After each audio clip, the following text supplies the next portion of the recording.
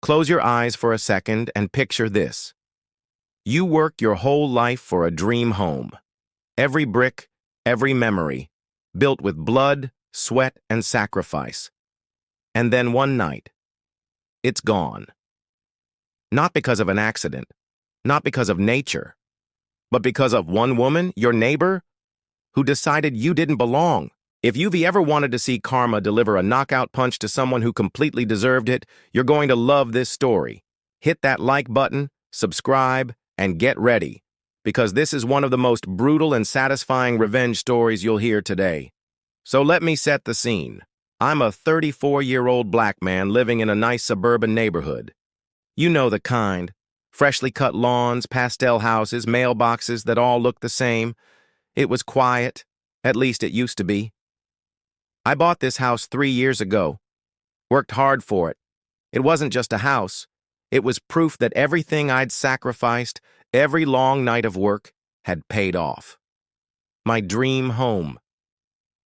But there was one thing I didn't account for: Karen. Now I know what you're thinking. Here we go again.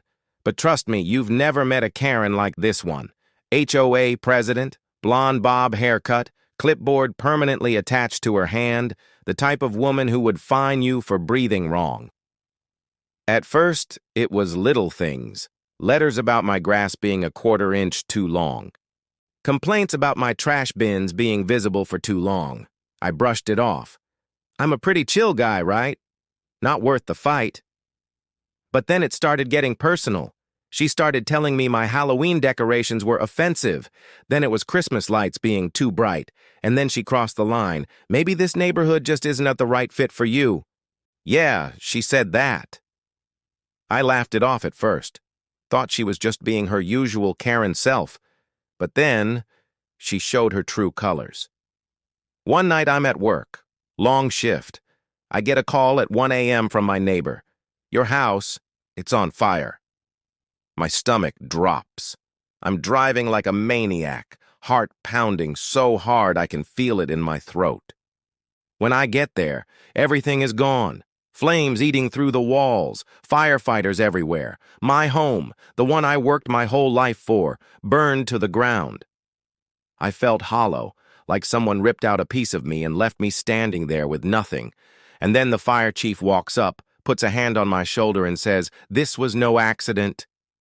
That's when I knew this wasn't just bad luck. Someone did this on purpose, and I had a damn good idea who. Fast forward a few days. Investigators find evidence of accelerant, arson.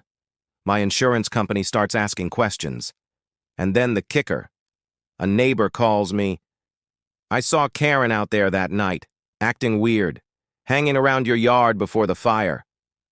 I'm furious, shaking. I can't eat, can't sleep. Every nerve in my body is screaming for justice. But I'm not stupid. I know better than to storm over there and make it worse. Instead, I lawyer up. I'm filing a lawsuit. And guess what?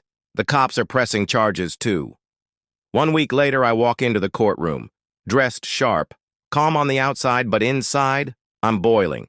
And then I see her, sitting there like butter wouldn't melt in her mouth. Karen, HOA clipboard queen. She gives me this smug little smile, like she still thinks she's untouchable. She had no idea what was coming. My lawyer gets up and absolutely tears her apart, brings out the evidence, security footage of her car near my house that night. Witness statements, financial records showing she bought accelerant 2 days before the fire. Her face, oh my God, the color just drains out. And then, the best part? The insurance company joins the lawsuit. We're talking 6 figures in damages plus criminal charges. She's facing years in prison. She starts crying. Actually crying, whispering to her lawyer, and I just sit there stone-faced, watching her whole little kingdom crumble. The judge slams down that gavel. Guilty. Maximum penalty. She's got fines. She's got jail time. She's got my attorney fees stacked against her. Oh, and her precious HOA presidency? Gone. They voted her out the same day. I walked out of that courtroom lighter than air. My house might have been gone, but justice was mine. People like her, they think rules make them invincible. But the truth? Arrogance blinds people, and when you cross the wrong person, karma doesn't just knock, it kicks the damn door down. If this story gave you chills, smash that like button and drop a comment. What is the worst HOA horror story you've ever heard? And of course, subscribe for more jaw-dropping revenge stories that'll keep you hooked till the last second.